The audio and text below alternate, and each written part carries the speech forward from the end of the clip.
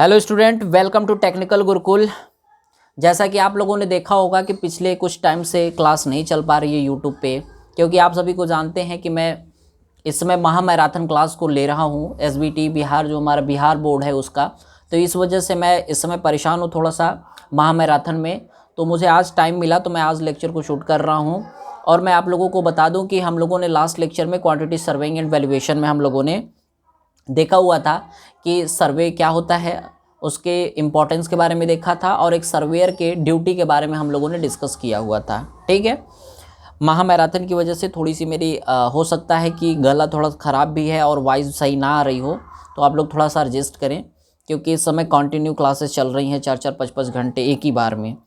तो आप लोग समझ सकते हैं, क्योंकि मेरी गला ख़राब हो चुका है 2 दिन से। अभी मुझे 2 और महामैराथन लेने हैं, तो इसलिए थोड़ा सा आप लोग वॉइस को एडजस्ट करें। ठीक है, तो हम बात करते हैं सेकंड में हम किसके बारे में पढ़ने वाले हैं। सेकंड चैप्टर हम यहाँ से स्टार्ट करने वाले हैं, क्योंकि फर्स्ट चैप्टर हमारा फिनिश हो गया था एक लेक्चर में।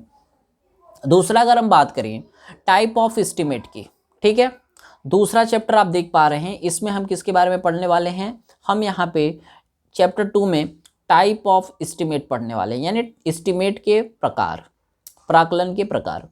इसमें 2 मेथड हम इम्पॉर्टेंट है जिसके बारे में पढ़ने वाले हैं। पहला है प्रिलिमिनरी एस्टिमेट, जिसको हम हिंदी में क्या कहेंगे, प्रारंभिक प्राकलन बोलेंगे। और दूसरा हमारा क्या है, डिटेल्ड एस्टिमेट, यानी विस्तृत प्राकलन। तो पहला हम बात करेंगे यहाँ पे कि यह प्रस्तावित निर्माण की मोटे तौर पर अनुमानित लागत का भान कराता है। अनुमानित का मतलब क्या है, एक्सपेक्टेड कितनी कॉस्ट आ सकती है हमारे प्रस्तावित निर्माण का, ये इसका भार ये क्या करता है, ये भान कराता है। ठीक है ना। और प्रशासनिक व अन्य औपचारिक स्वीकृतियां प्राप्त करने के लिए बनाया जाता है। अगर हमें एडमिनिस्ट्रेटिव अप्रूवल लेना है, ठीक है, तो उसके लिए भी हम प्रिलिमिनरी एस्टिमेट को बनाते हैं। ये कैसा होता है, इंपॉर्टेंट ये टर्म है यहाँ पे कि ये अनुमानित लागत बताता है, बिल्कुल एग्जैक्ट नहीं बताता है। अब इस प्रिलिमिनरी में हम बात करेंगे किसकी, प्लिंथ एरिया मेथड का। ठीक है, प्लिंथ एरिया एस्टिमेट मेथड क्या होता है, इसके बारे में हम यहाँ पे बात करने वाले हैं। तो जैसे हमने देखा कि प्लिंथ एरिया एस्टिमेट, अब हम सबसे पहले ये समझेंगे कि प्लिंथ एरिया होता क्या है। जैसे कोई पूछे कि आप अपने घर में बताओ कि आपका प्लिंथ एरिया कितना है, तो आपको क्या बताना है, क्या छोड़ना है, क्या पकड़ना है, इन सारी चीज़ों के बारे में आपको बताना होगा। तो जैसे लेट अस सपोज कि हमने यहाँ पे देखा हुआ है कि हम ये क्या है, एक साइज़ है एक प्लॉट की, घर की, लेट अस सपोज, या एक कमरे की। हमने क्या किया कि 4.2 × 3 मीटर का क्या है, अंदर का साइज़ है, 20 सेंटीमीटर का यहाँ पे वॉल है। तो हमारा जो बाहर से बाहर, यानी बाहर का मतलब क्या है कि बाहर से बाहरी दीवार, यानी हम प्लिंथ एरिया में दीवार को भी कंसीडर करेंगे, यानी बाहर से बाहर का जो भी एरिया होगा, ठीक है ना, लंबाई और चौड़ाई में। यहाँ पे आप देख सकते हैं कि कमरे की दीवारों सहित लंबाई, यानी दीवार को कंसीडर करते हैं प्लिंथ एरिया के अंदर।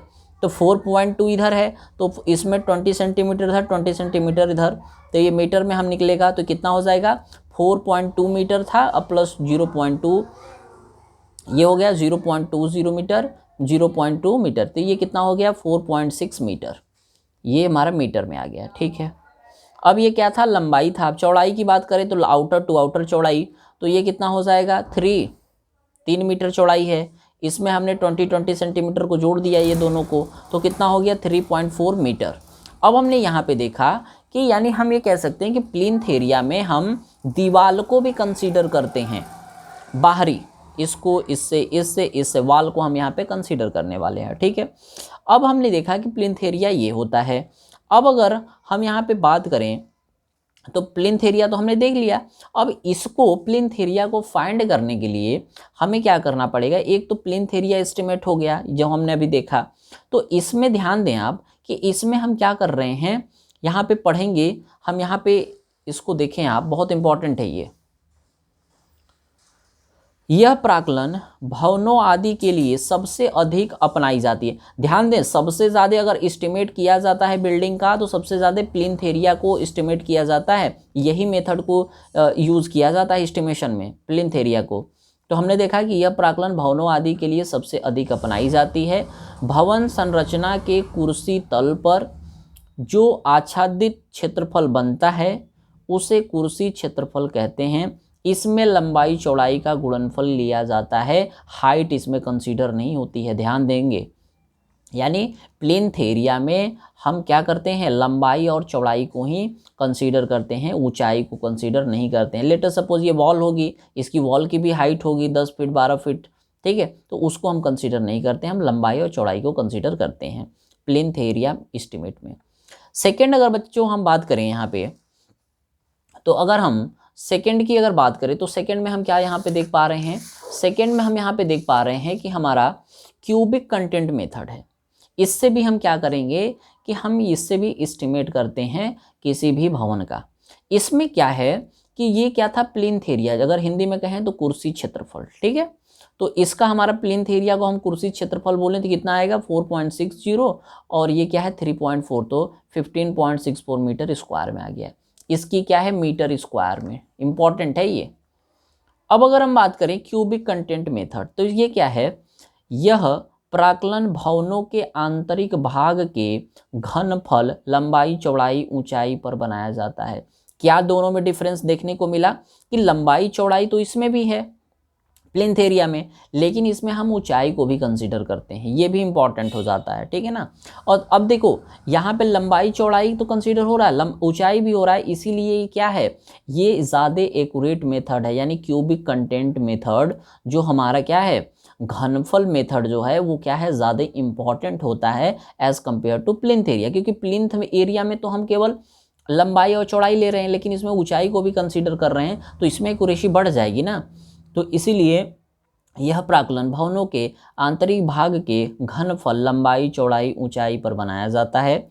दूसरा, भवन के घनफल को घनीय दर से गुणा करके भवन की प्राक्कलित यानी एस्टिमेटेड कॉस्ट लागत ज्ञात कर ली जाती है। भवन का घनत्व ज्ञात करने के लिए इसके कुर्सी क्षेत्रफल को भवन की ऊंचाई, क्योंकि हमें क्यूबिक बनाना है तो क्या है, कुर्सी क्षेत्रफल यानी लंबाई गुण चौड़ाई, और इसकी हाइट कर देंगे तो ये क्या हो जाएगा, क्यूबिक कंटेंट मेथड हो जाएगा। क्यूबिक का मतलब क्या है, मीटर क्यूब। घनीय, आप यहाँ पे देख सकते हैं नीचे कि घनीय दर प्राक्कलन कुर्सी क्षेत्रफल दर प्राक्कलन में अधिक परिशुद्ध होता है। अभी हमने कहा कि घनीय दर क्या है, cubical content method is accurate method as compare to plinth area method because in the cubic content method height of wall is also considered. So we can say that the area of plinth, we can say the cubic content method is accurate method as compared to plinth area method because of only one reason, that in the cubic content method we can consider only हम क्या करते हैं इसमें, only consider height of wall। तो हमने ये देखा घनीय दर में हमने ये कहा कि हम क्या करते हैं, इसमें केवल सिर्फ एक चीज़ आ जाता है कि इसमें हम हाइट के, दीवार के हाइट को भी कंसीडर करते हैं। अब इसके बाद अगर हम बात करें यहाँ पे, तो आप देख सकते हैं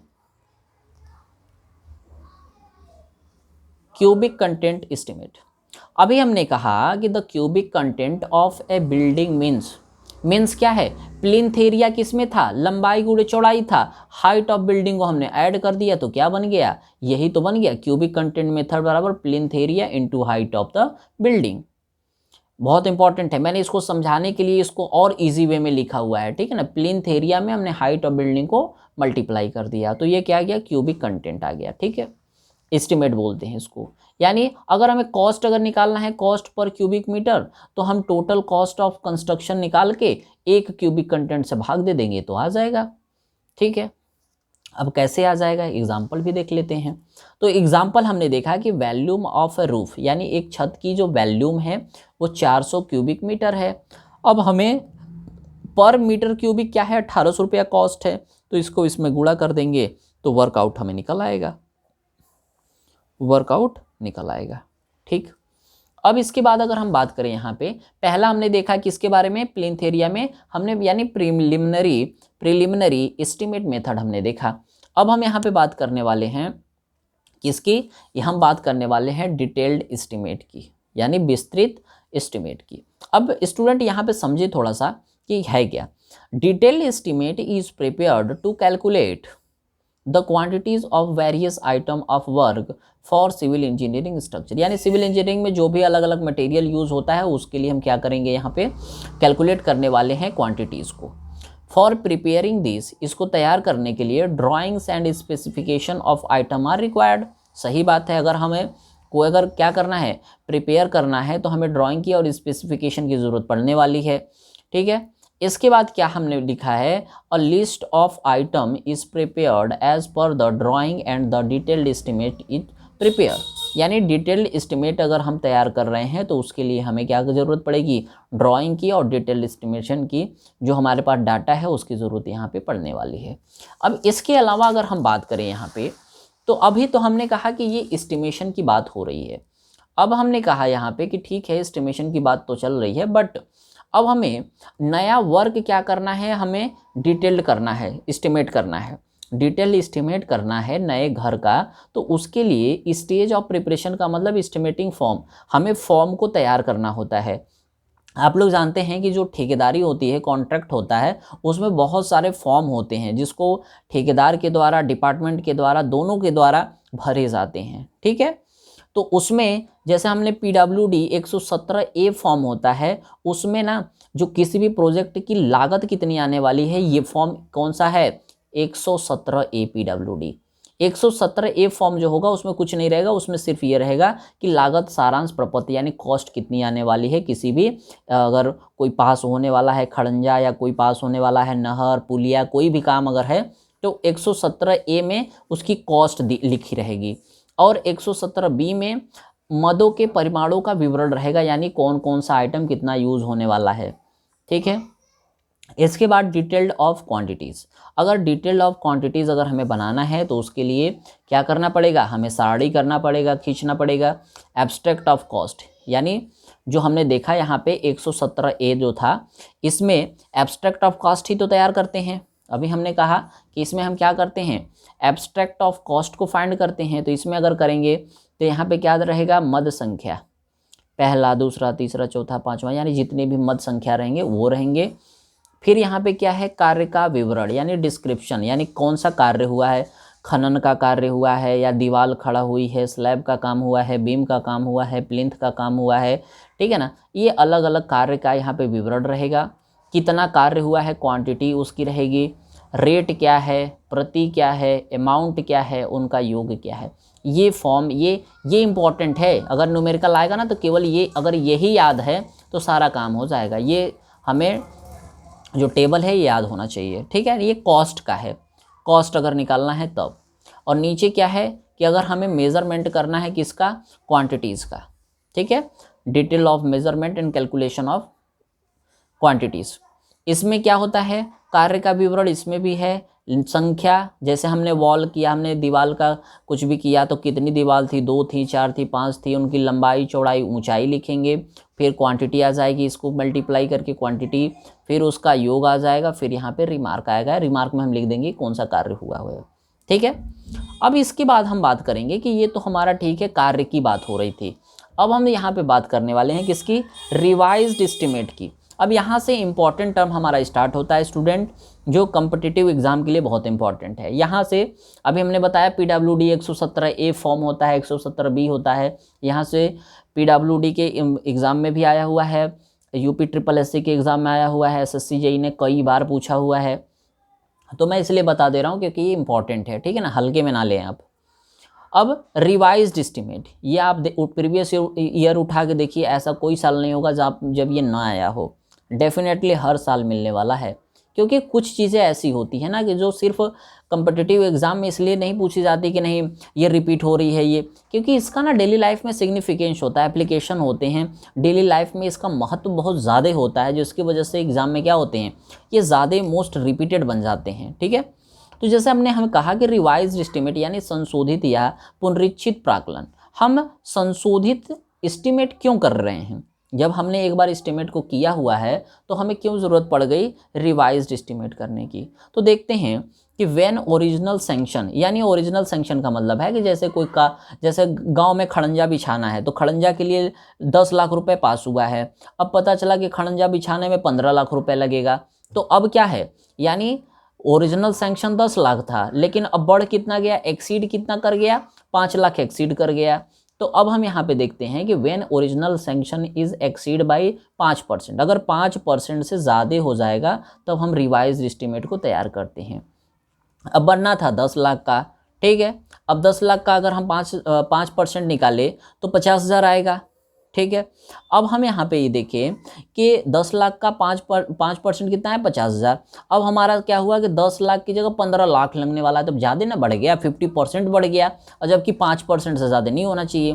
तो हम क्या करेंगे, यहाँ पे रिवाइज एस्टीमेट करेंगे और डिपार्टमेंट को फिर से भेज देंगे कि ये देखो ओरिजिनल जो सैंक्शन था ये क्रॉस हो जा रहा है, ठीक है ना, प्रेजेंट टाइम में। तो क्या करेंगे, फिर वो संशोधित करेंगे सैंक्शन को। सैंक्शन का मतलब यहाँ पे पैसे से है और कुछ नहीं है, यहाँ सैंक्शन का मतलब क्या है, पैसा।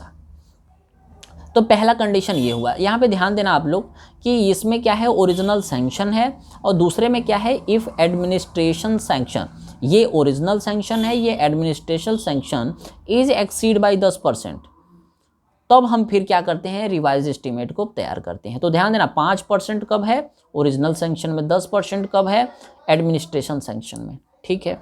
अब इसके बाद हम बात करें कि अब हम सप्लीमेंट्री यानी पूरक यहाँ पे एस्टिमेशन हमें करना है। क्या करना है, सप्लीमेंट्री एस्टिमेट यानी पूरक प्राकलन। अब इसमें हम क्या कर रहे हैं कि when the additional work is added. अब हमने क्या किया कि एक ड्राइंग को आर्किटेक्ट से बनवाया, अब उसमें हमने कहा कि नहीं इसमें ना ये जो वॉल है इसको हटा दो, या ये जो साइज है इसको थोड़ा सा बढ़ा दो। तो हमने क्या क्या बोला, उसको एडिशनल वर्क करने के लिए बोला, जो हमारा ड्राइंग बन चुकी है। तो उसी जो अब जो वो उसमें करेक्शन करके यानी जो रिवाइज्ड एस्टिमेट करके हमको देगा, उसी को हम क्या कहते हैं, सप्लीमेंट्री एस्टिमेशन, ठीक है। When the additional work is added, then we prepare revised estimate of that work to supplement estimate. जैसे this is fresh detailed estimate, additional work added in original cost, ठीक है। अब यहाँ पे बात करें हम, ये तो ठीक है सप्लीमेंट्री एस्टिमेट हो गया। फिर अगर हम बात करें यहाँ पे annual repair estimate. Annual repair estimate का मतलब क्या है कि अगर आप जानते हैं कि साल में हम लोग रिपेयरिंग कराते हैं घर की, कोई छोटी मोटी टूट फूट तो होती रहती है, क्योंकि ठीक है ना, क्योंकि ये घर है। तो घर में हम ये देखते हैं कि कहीं वॉल ख़राब हो रही है, कहीं टोटी ख़राब हो गया, कहीं पाइप टूट गया सीवर का, कहीं बिजली ख़राब हो गई, कुछ भी हो गया, तो उसमें हम 2% क्या करते हैं, पूरे कॉस्ट का हम लेके चलते हैं। मतलब 2% कॉस्ट का मतलब कि अगर क्या है, हमारा घर अगर हमारा 1 लाख रुपए का है, तो 1 लाख का हम अगर बात करें तो 2,000 रुपये हम किसके लिए लेके चलते हैं, 2,000 रुपये हम लेके चलेंगे कि नहीं। अगर 1 लाख घर की पूरी कॉस्ट है तो 2,000 रुपये इसमें खर्च होने वाले हैं, किसके लिए, मेंटेनेंस के लिए, ठीक है। It is prepare to maintain the structure added 2% of estimated cost, यानी जो एस्टिमेटेड कॉस्ट होगी उसका 2% हम किसके लिए लेके चलते हैं, एनुअल रिपेयर एस्टिमेट के लिए। बहुत ज़्यादा इंपॉर्टेंट है, एग्जाम में पूछा गया है एसएससी जेईई के अंदर। आप लोग जब मैं बोलता हूँ पूछा गया है, तो आप लोग प्रीवियस ईयर में इसको देखें कि पूछा गया है कि नहीं देखा गया है, और उसके बाद तब कमेंट करें, ठीक है। White washing, pointing, plumbing, minor repair work, ये सारे वर्क के लिए हम 2% यहाँ पे लेके चलते हैं, ठीक है। अब हम यहाँ पे बहुत ज़्यादा इंपॉर्टेंट कुछ चीज़ को मैं ऐड करना चाह रहा हूँ, ठीक है। यहाँ पे मैं कुछ बहुत महत्वपूर्ण चीज़ों को ऐड करना चाह रहा हूँ आपके कंपटीशन के पॉइंट ऑफ व्यू से, ठीक है। अब आप पूछेंगे सर घर में तो बहुत सारी चीज़ें होती हैं, इलेक्ट्रिफिकेशन का कार्य होता है, मतलब बिजली में भी तो पैसा खर्च होता है, तो वो कितना खर्च होता है, पानी में कितना खर्च होता है, यानी सैनिटेशन में जितनी भी पानी का कार्य होता है, प्लम्बिंग का, उसमें कितना होता है, फिर कॉन्टिंजेंसी में आपातकालीन में कितना खर्च होता है, तो इस तरीके से भी तो सरचार्ज होता होगा। तो हमने कहा कि बिल्कुल होता है। अब देखो, पहला अगर हम बात करें इलेक्ट्रिफिकेशन यानी बिजली कार्य, हिंदी में कहें बिजली कार्य, ठीक है। अगर हम घर बना है मेरा कितने का, 10 लाख रुपए का घर अगर हमने बनवाया है 10 लाख का, तो 10 लाख का 8% सिर्फ पैसा किस में खर्च होगा, बिजली कार्य में, यानी 80,000 रुपये खर्च होने वाला है किस पे, बिजली कार्य पे, ठीक है। दूसरा क्या, सैनिटेशन यानी पानी के मतलब पाइप का जो यूज़ करते हैं, टोटी वगैरह ये सब लगाते हैं ना, इस पे जो खर्च होने वाला है टोटल, वो ये भी 8% होने वाला है, यानी इस पे भी 80,000 रुपये खर्च होने वाला है, ठीक है। 10 लाख का, 10 लाख में 80,000 इस पे खर्च होने वाला है। उसके बाद आपातकालीन यानी इस इमरजेंसी जिसको हम कॉन्टिंजेंसीज बोलते हैं, ठीक है,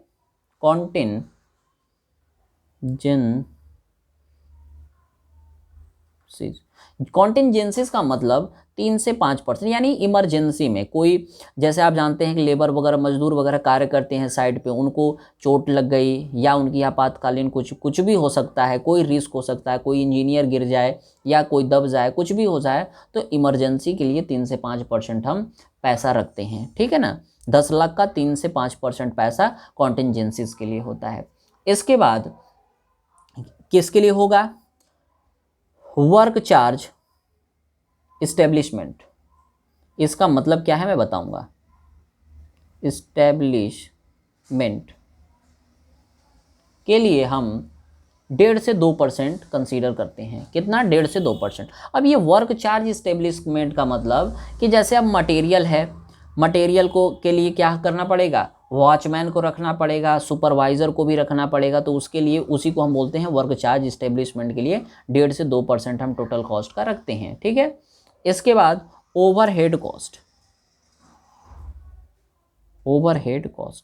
ओवरहेड कॉस्ट में हम 5 से 10% कंसीडर करते हैं, ठीक है। इसके बाद डिपार्टमेंटल चार्ज, मतलब विभागीय चार्ज, डिपार्टमेंटल चार्ज यानी विभागीय चार्ज कितना होता है? 10 से 15%। इसका मतलब क्या है? जैसे टोटल कॉस्ट का 10 से 15% पैसा डिपार्टमेंटल चार्ज होता है। जैसे इंजीनियर जाएंगे, ठीक है, इंजीनियर, इसी को इंजीनियर कॉस्ट भी बोलते हैं, साइड पे जाएंगे तो उनका भी तो चार्ज होगा, तो उसको देने के लिए 10 से 15% हम रखते हैं, ठीक है। यानी सुपरविज़न चार्ज हम कह लें या इंजीनियर कॉस्ट कह लें, दोनों एक ही हैं, ठीक है। इसके बाद लेबर भी कार्य करने वाले हैं। सबसे इंटरेस्टिंग यही है, लेबर कास्ट। अगर आप लोग घर बनवाएंगे तो कहेंगे कि अगर 10 लाख का अगर मकान बन रहा है तो मजदूरों पे पैसा कितना जाएगा? 10 लाख का 25 से 30%। अब आप निकाल सकते हैं कि 2.5 से 3 लाख रुपया सिर्फ जाने वाला है किस पे? लेबर कॉस्ट पे। 10 लाख का अगर घर बनवा रहे हैं आप, ठीक है। इसके बाद टूल्स, आप छोटे छोटे सामान भी खरीदेंगे। टूल, बहुत सारे घर जब बनवाते होंगे आप लोग देखते होंगे, तो कील लाओ, तो तार लाओ, तो ये लाओ, तो वो लाओ, बहुत सारी छोटी छोटी चीज़ें होती हैं जिसमें हम 1 से 1.5% हम लेके चलते हैं पूरे कॉस्ट का। उसके बाद ठेकेदार से अगर बनवाएंगे तो उसका भी प्रॉफिट होगा, यानी कॉन्ट्रैक्टर प्रॉफिट, ठीक है, 10%, ठीक है, 10%। ठेकेदार का प्रॉफिट कितना होता है? 10% होता है, ठीक है। और यहाँ पे मैं आप लोगों को बता दूँ, बहुत एडवांस की चीज़ें हैं थोड़ी सी यहाँ पे, क्योंकि हम कॉन्ट्रैक्टर प्रॉफिट हमेशा 10% लेके चलते हैं, लेकिन ये गलत है। अगर बहुत छोटा काम है, 10,000, 20,000, 50,000, 1 लाख से कम का अगर कार्य है, तो वहाँ पे कॉन्ट्रैक्टर का प्रॉफिट 12% हो जाता है। और जब मेजर कार्य करते हैं, यानी जब हैवी कोई प्रोजेक्ट है, तो वहाँ पे कॉन्ट्रैक्टर का प्रॉफिट 8% हो जाता है। इसके बीच में हम 10% इसलिए ले लेते हैं, लेकिन ध्यान देना कि अगर बहुत छोटा कार्य है तो ये 12% बढ़ जाता है, और अगर बहुत बड़ा कार्य है तो ये घट के 8% हो जाता है, ठीक है। नॉर्मली हम जो कॉन्ट्रैक्टर प्रॉफिट लेके चलते हैं वो 10% कंसीडर करते हैं, ठीक है। तो एग्ज़ाम में भी आएगा तो 10% ही लेके चलेंगे, ठीक है। कोई बड़ा एग्ज़ाम है तो उसमें पूछ लेता है 12%, उसमें 10% का ऑप्शन हटा देगा, ठीक है ना। तो अगर मेजर कार्य है तो हम वहाँ पे 8% लेंगे, अगर माइनर कार्य है तो हम वहाँ पे क्या करेंगे? 12% लेते हैं। अब इसके बाद हम यहाँ पे हमने ये डिफरेंट के बारे में देखा कि बिजली कार्य में कितना खर्च होने वाला है, पानी में कितना खर्च होने वाला है। ये बहुत ज़्यादा इंपॉर्टेंट है स्टूडेंट, इसको आप रट जाइए, मैं बता रहा हूँ। ये अगर आपने रट लिया तो एग्ज़ाम के अंदर डेफिनेटली यहाँ से क्वेश्चन देखने को आपको मिल जाएगा। आप कोई भी एग्ज़ाम दे के देख लें जेईई की, ठीक है। तो अब हम यहाँ पे अगले चैप्टर में हम पढ़ेंगे, ठीक है। अगले चैप्टर में हम पढ़ने वाले हैं मेज़रमेंट का, यानी मापन के बारे में हम पढ़ने वाले हैं, जिसमें हम देखेंगे कि जैसे अगर मिट्टी कार्य कर रहे हैं, पत्थर का कार्य कर रहे हैं, या हम दरवाज़ा लगा रहे हैं, बहुत सारी चीज़ें हैं, सीमेंट खरीद के ला रहे हैं, गिट्टी खरीद रहे हैं, बालू खरीद रहे हैं, तो उसका मेज़रमेंट का यूनिट क्या होगा, इन सारी चीज़ों के बारे में हम पढ़ने वाले हैं। अगला चैप्टर भी इम्पॉर्टेंट है, बट ये जो मैंने आप देख पा रहे हैं अभी स्क्रीन के ऊपर, ये बहुत ज़्यादा इम्पॉर्टेंट है। मैं लिख के बता रहा हूँ आपको कि ये सारी चीज़ें एग्ज़ाम के अंदर आपको डेफिनेटली देखने को मिलेंगी, तो आप इसको रट जाइए, देख लें। और ये क्या है, पूरे कॉस्ट का है, ये मत आप कंफ्यूज होना कि ये बिजली कार्य है ये 8%, किसका 8%, यानी ये जो पानी कार्य है 8%, 3.5%, ये टोटल कॉस्ट का है। जो अगर 10 लाख रुपए अगर खर्च हुआ है घर बनाने में या 20 लाख, तो उस 20 लाख का इतना इतना % यूज होने वाला है अलग अलग कार्य में। ठीक है, तो मिलते हैं आप लोगों से अगले लेक्चर में, तब तक के लिए धन्यवाद, जय हिंद।